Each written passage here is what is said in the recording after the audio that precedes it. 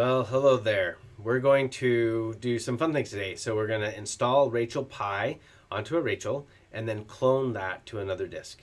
So those are the goals. It's going to take quite a bit, and I'm going to pause the video because some of the steps take a long time. I've done a few of the things up front, but I want to make sure that we do as many things together as possible. And I hope that my Raspberry Pi, the ability to display it will work well. I've been having problems with it today, so hopefully we've got that mostly sorted out. So here we go.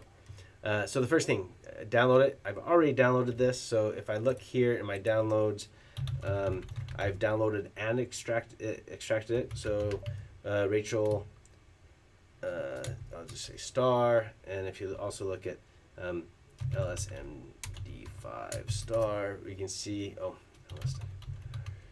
lsmd5 star. So we can see that this is the same time it came from this zip file. So this is just, I downloaded the 32-bit, 64 is experimental, so we'll stay with 32-bit for now, even though we're playing with the Raspberry Pi 4, which is 64-bit. So we could do a 64-bit on this. Pi Zero, I believe, is 64-bit as well, but you can do 32-bit on both of these, and I've played with both with the RachelPi image, and they both work. So I expect that this one can probably support more than this one, and this might slow down.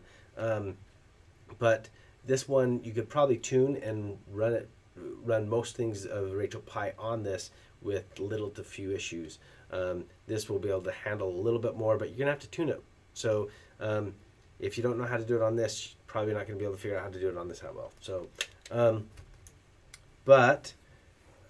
let's see. So, and I'll also try and link to a few kits where you can buy stuff like this. I don't, when I link to things, I don't link to one that's specific to me, so it doesn't really affect me much if you buy it or not, so don't worry. I'm going to first put Raspberry Pi, the RachelPi on this, and then I'll clone it to this one. So two different cards, two different type of cards. They are the same size. It has to be the same size or bigger when you clone. Okay, so downloaded this. We have it here. Let's check the MD5 sum. So more MD5.text and MD5 sum Rachel.pi image. And we can see that this number here should be the same as the image number that I get back. And the answer there is, it's thinking about it.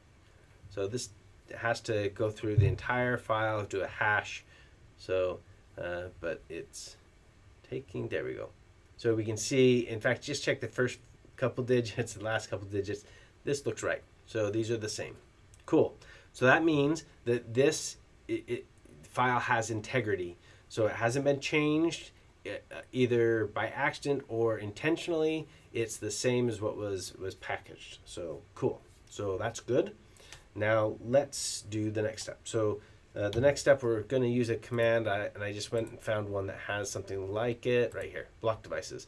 This ls blocks. We'll just copy this. I want to see what disks I already have, so I'm going to pipe grep disk, and I can see that this is the one I run Fedora on. That's where I used to always boot to. I made fun about people using Ubuntu, and they said I should try it. So I've been running Ubuntu from a USB drive. I really like it, so I shouldn't have made fun of people that much for using it. But I want to make sure that I do not overwrite either of these. Those are what I use for my normal work, so that would not be good. So I do have an SD card reader in my laptop, so I can actually just stick this right into my laptop. So we're going to do that. Since I'm running Linux, a lot of you might not be able to follow this next step. If you can't, my Colibri one I did through Windows because I had access to a Windows device. I don't like to use Windows. I think of it as a virus, so please don't ask me to. But if I need to, on a rare occasion I do, I will record videos from Windows, but prefer not to. So we want to make sure we write it not to dev SDA. That's what I'm running on. So it says mmck block 1. In fact, hit the up arrow, we can see when I put the disk in, there it is. So that's the one I'm going to write it to, and then I have a couple images here. It's the Rachel is the one that we're doing, okay? And then we make a startup disk. So this should be pretty quick, but data is going to be lost. That's why I'm not going to write it on the one that I'm using or I'm recording this video from. That would be bad. I need to enter my password in. It's a bunch of dots in case any of you want to know what my password is. No, you should use good password management. Passwords are things that are broken, so please don't use easy passwords. Make sure that they have numbers, letters, special characters, and are sufficient in length. Which comes to, we have some time here. So while this is writing, I want to tell you a few things that I don't like about canned products. Okay, so this Rachel from the get-go is going to work, but it doesn't have a firewall, so hackers can gain access to it if it's connected to the internet. So it shouldn't be connected to the internet unless you firewall it, change passwords. You should do those anyway. Firewall it, change passwords, and even then, if you connect it to the internet, its web server is not SSL. Okay, so you need to change that as well. But then it won't work if it's offline. So there's a little bit of an issue there. So if this is ever connected to the internet, it should have SSL on the web server, but the idea is that this RachelPi it's usually used for people that don't have access to the internet. Also, make sure you're patching things regularly. Change not only the Pi password that we'll use in a little bit, but also the root password or any other users that have a password. And then patch the software and hardware as needed. So this is going to take a little bit longer. So you know what, it's not quite worth pausing the video for, but I will also be putting, or I've put it on this, but so you can run, we can talk about that really quick and it'll take a little too much time, but USB, you can also boot this to USB if you're using the USB 3. You can set this up as well, it's just a bit harder. So, and then you can boot not only to something like this, but you can boot to a huge external drive. It's really cool. Then you can store terabytes of data for cheap. Okay, so that is done. I will remove it. And I will pause the video so I can flip around. Then I'll try and unpause it when I get it booting. So, and that's where I lost audio. So I'll try and talk you through the rest of it. We just had all sorts of issues trying to get this to display. This is the first time I've been doing that on Ubuntu, so I don't know if it's an issue that I have with my Ubuntu install. So maybe I should switch back to Fedora. But anyway, I'll talk you through the rest of it as we go. I've recorded this a couple times. So it's booting up, and it first had to, it had to switch screens, but then it's going to go ahead and boot up. The first thing it does is it resizes the volume. So it'll come up with a 5-second rebooting, and then it's going to resize the volume of the root file system. So, and this can take a while. Because those devices, they have, I mean, it was only 2 gig, but these devices are that we're looking at are 128 gig. So, so after that, it takes a little while to boot the first time.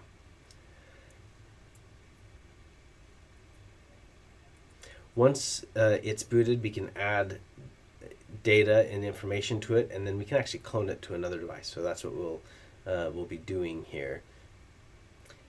It does. It will boot faster than this after the first time usually, unless it has to do a disk check on it. So, and I think it actually is paused, but so, and you can see it doing things down below. Once it gets to the login, we'll log in. The password. The username is Pi. The password is Rachel.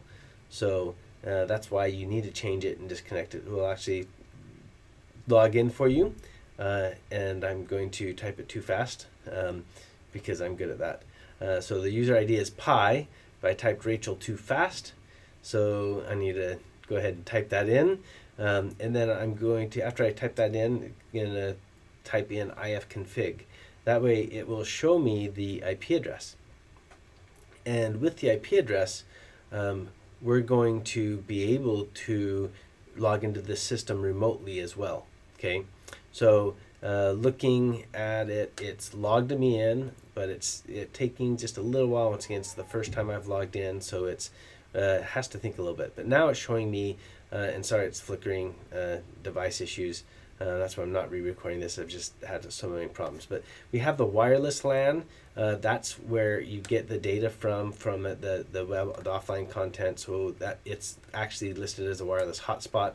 The local loopback address, we don't want to use that. So it's ETH0, which is the 10.5.234.239. Now, I've already logged in with that before to one of these, and it appears that they don't change the host name on them, so as part of the first boot. So I'll actually be able to log into it really easily. So I'll just gonna have to switch off the Raspberry Pi viewing, which will be great because then we'll stop seeing this stupid flicker, and then we can we'll log into it from my system, and we'll do the rest from there.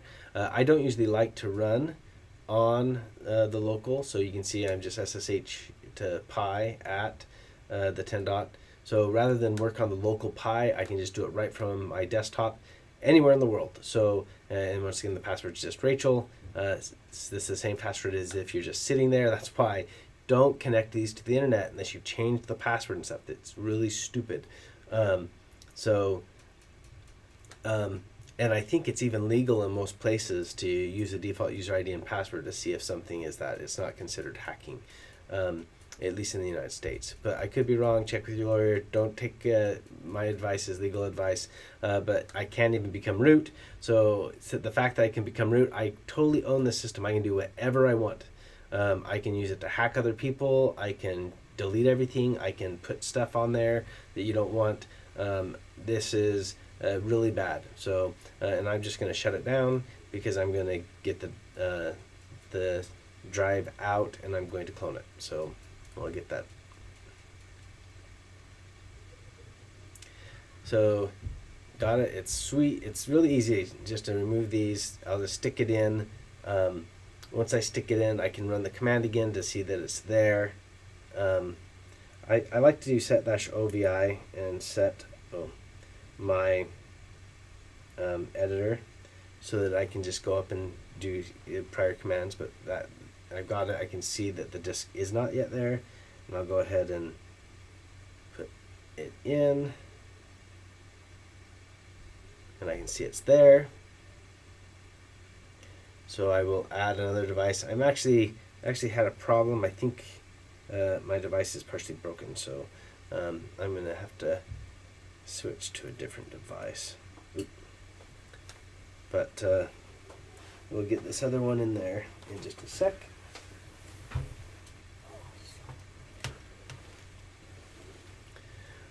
Because this one's not going to work. So sorry, so many issues with this video recording today. I've recorded this video too many times. I'm just not going to do it again. But it's also good for you to see that issues happen, and you have to work through them. The sound issue, but also even this device just did not work. I think I broke my device reader. So we're going to go ahead and use a different device so we can see there's my one I'm copying from. There's the one I'm copying to. I'm not going to overwrite my Fedora or my Ubuntu. I'm going to be very careful. We're going to use the dd command with the inf, and I'm really good at mistyping things and making mistakes, but in file of dev and the MCC block, and then the out file, which is where we're copying it to, is going to be dev SDA, and this is going to overwrite everything I mean, sorry, dev SDB, not SD8. I would overwrite my Ubuntu. Don't want to do that. Although after the issues with this video, maybe we should switch back to Fedora. Anyway, and there is this cool status command I found. I haven't usually used it in the past, but if you don't use it, then you don't see anything going on. It just looks like nothing's happening, and that can be frustrating to some. So we'll add the status progress, and that way it'll let us know what the progress is. And since I'm doing it for my system, it's going to ask for the password. If I was doing this as root on the other one, it wouldn't ask for the password, and it started. And that's really all that we're going to do. We're going to copy this. Once it's copied, it'll be an exact copy, and I can just plug it in. It'll go, because I'm doing it from the drive level. I'm not doing a partition. I'm doing it from the actual drive. So that way we can just copy the entire thing over. So that's all I have for today. And so we'll see you next time. Let me know what you want me to do.